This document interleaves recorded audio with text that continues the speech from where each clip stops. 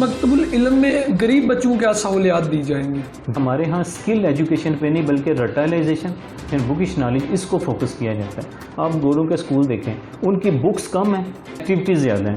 ہم انفارچونیٹلی ہمارے ادھر ایجوکیشن سسٹم کیا ہے، جس بیگ کے اندر 20 بکس ہیں، پیرنٹس بھی اس اسکول سے راضی ہیں، وہ سمجھتے ہیں کہ ادھر بڑی پڑھائی ہو رہی ہے. وہ لنچ ہم نے کمپلسری کر دی ہے. السلام علیکم ناظرین، میں ہوں آپ کا میزبان حامد میر اور آپ دیکھ رہے ہیں جہان پوشیدہ نیوز. ناظرین، آج ہم گفتگو کریں گے تعلیم کے حوالے سے.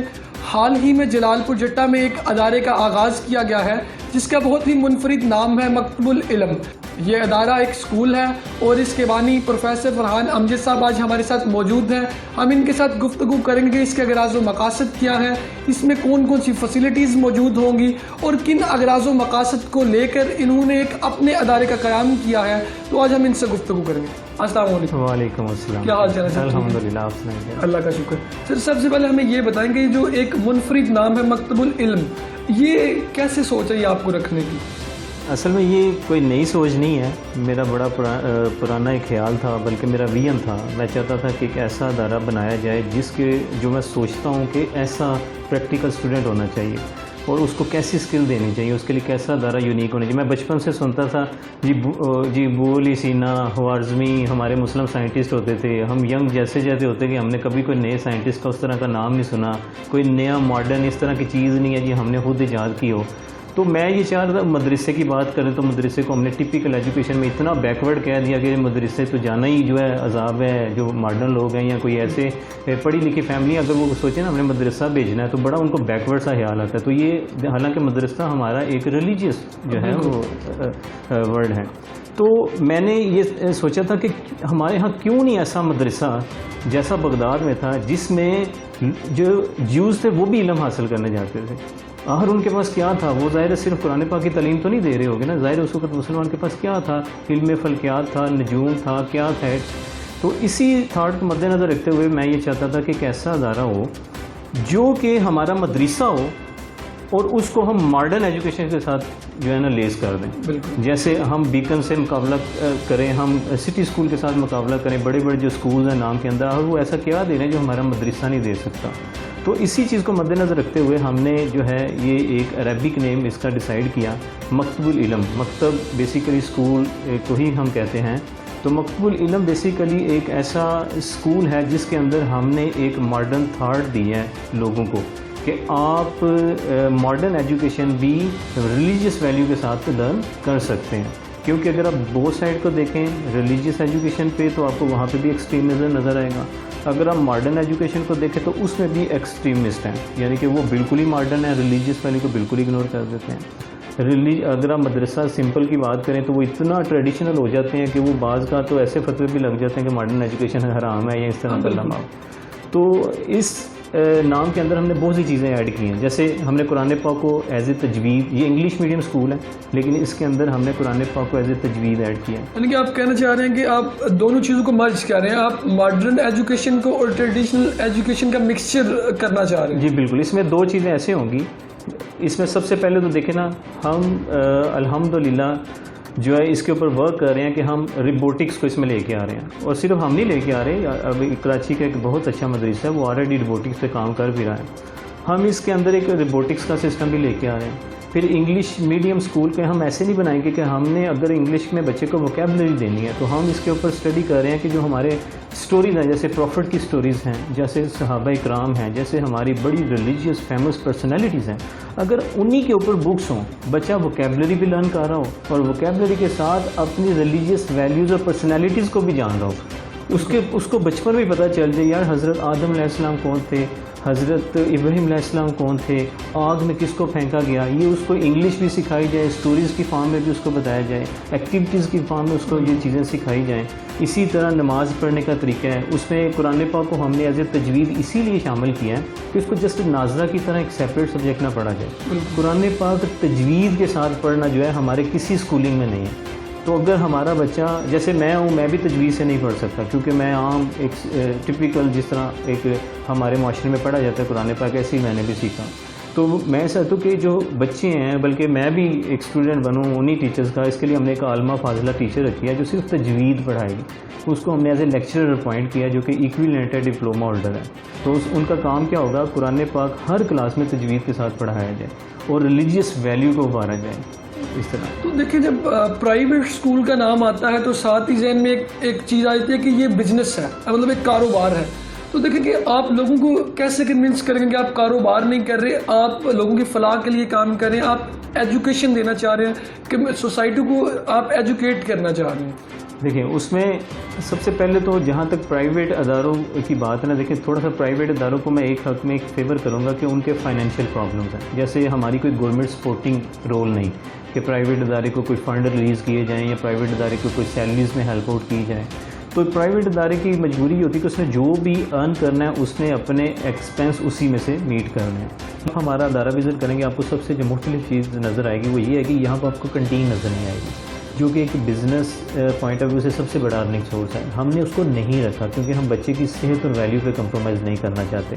ہم نے یہاں پہ کہ ٹیبل اور چیئرز ارینج کی ہیں. ہمارے ٹیچر کی ڈیوٹی ہوگی لنچ ہم نے کمپلسری کر دی ہے کہ بچہ لنچ باکس لے کے آئے، اس کو لنچ کرنا سکھایا جائے. اس کو ٹیبل پہ بیٹھنے کا طریقہ، چیئر پہ بیٹھنے کا طریقہ کیا ہے، اسپون پکڑنے کا کیا طریقہ ہے، اس نے اگر فوک یوز کرنا ہے کیسے یوز کرنا ہے، یہ اس کی تربیت دی جائے. تو اس لیے اسی مقصد سے ہم نے اس کو کنٹین کو بھی پوری اسکولنگ میں اپنے سسٹم میں مائنس کر دیا. تو مقبول علم کا ہم نے فار ایور 20% اللہ کی راہ میں دے دیا ان اسٹوڈنٹس کے لیے جو ایجوکیشن حاصل نہیں کر سکتے. ہم ان کو پڑھائیں گے.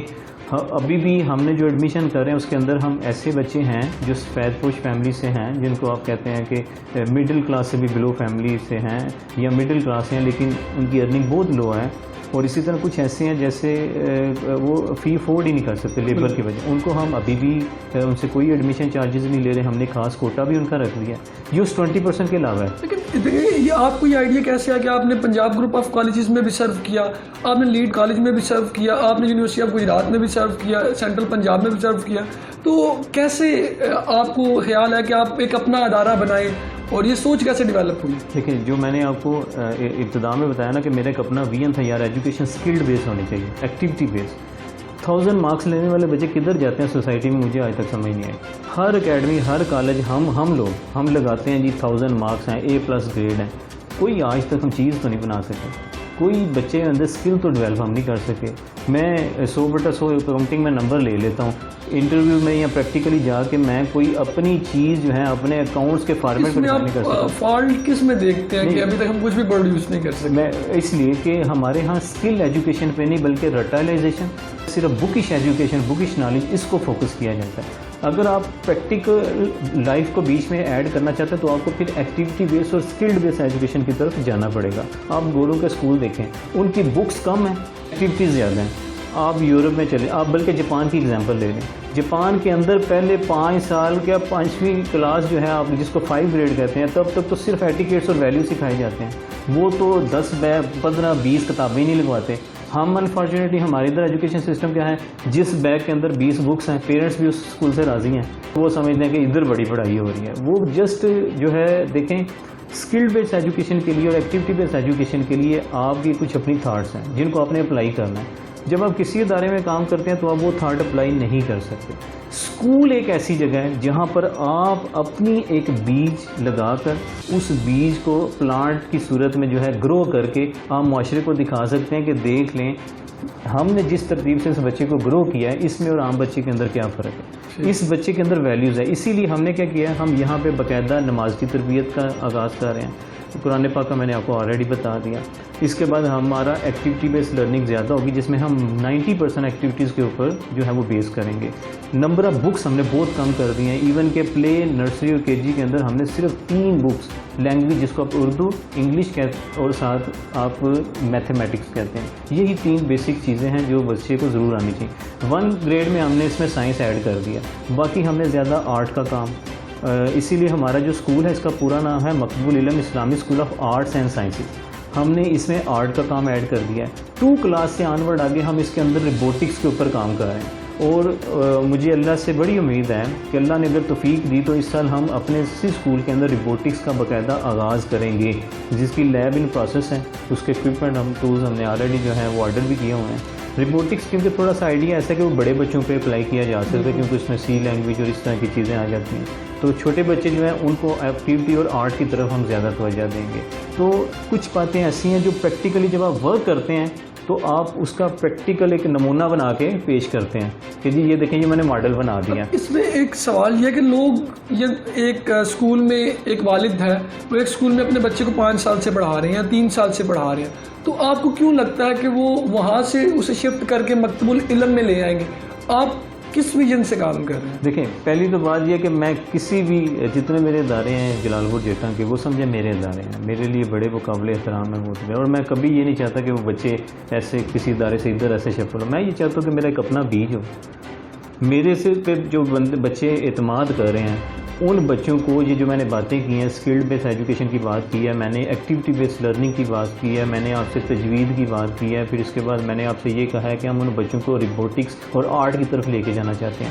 یہ آپ کو عام کسی ٹریڈیشنل اسکول میں نہیں نظر آئیں گے. آپ کو زیادہ تر وہاں پہ نمبر آف بکس نظر آئیں گی. یہ ایک میجر ڈفرینس آپ کو مکتب العلم میں اور باقی اسکولز میں نظر آئے گا. ان تمام در سوالات کے بعد آخری سوال کہ مکتب العلم میں غریب بچوں کو کیا سہولیات دی جائیں گی؟ غریب بچوں کا جو میں نے آپ کو بتایا کہ ایک ہم تو 20% ہم نے فار ایور جو ہے وہ اللہ تعالیٰ کی راہ میں وقف کیا اس کا. سیکنڈ, غریب بچوں کو ہم اس طرح سے اکاموڈیٹ نہیں کریں گے کہ ان کے ساتھ لفظ فری ایجوکیشن لکھا جائے گا. غریب بچوں کی باقاعدہ فیس ہوگی جو مکتب العلم اکاؤنٹ سے پے آؤٹ ہوگی, اور پیرنٹس اور اسٹوڈنٹس کی فیس باقاعدہ ادا کی جائے گی. یعنی کہ ایک بچہ ہمارے پاس آتا ہے, ہم نے اس کو فائنینس کرنا ہے تو ہم اس کو ایسے فائنینس نہیں کریں گے یا آپ کا نیڈ بیس کے اوپر بڑی غربت کے ساتھ ہم نے فری داخلہ کر دیا. وہ بچہ دوسرے بچوں کے ساتھ مکس ہو جائے, وہ بچے کو احساس ہی نہ, اس کو پتہ ہو میں فیس پے کر رہا ہوں, اور وہ فیس اس کی جو ہے obviously ہم خود فائنینس کریں گے, وہ ہم کمپنی کو پے آؤٹ کریں یا ہمارا جو فنڈ ہے اسے ہم ریلیز کریں. تو فری ایجوکیشن کے اندر جو ہے وہ جتنے بھی ہمارے پاس ایسے اسٹوڈنٹ جو نہیں پڑھ سکتے جو کہ پڑھنے چاہتے ہیں اس کا ہم نے خاص کوٹا بنا دیا ہے. وہ ہم نے رکھا 10% آف ایڈمیشن کہ ہمارے پاس let's suppose 90% fees paying student ہے تو 10% ہم نے وہ, یہ میں 20% کے علاوہ بات کر رہا ہوں, 10% کو جو ہے ہم فری ایجوکیشن دیں گے بغیر کسی لالچ کے اور بغیر کسی ایڈمیشن فیس کے چارجز کے. ایون کہ اس کی بکس میں ہم ان کی ہیلپ کریں گے ان فارم آف یونیفارم, انشاءاللہ ہم حاضر ہیں اس کی ہیلپ آؤٹ کریں گے. تھینک یو سو مچ. ناظرین اسی کے ساتھ اپنے میزبان حامد میر کو دے اجازت. اللہ نگہبان.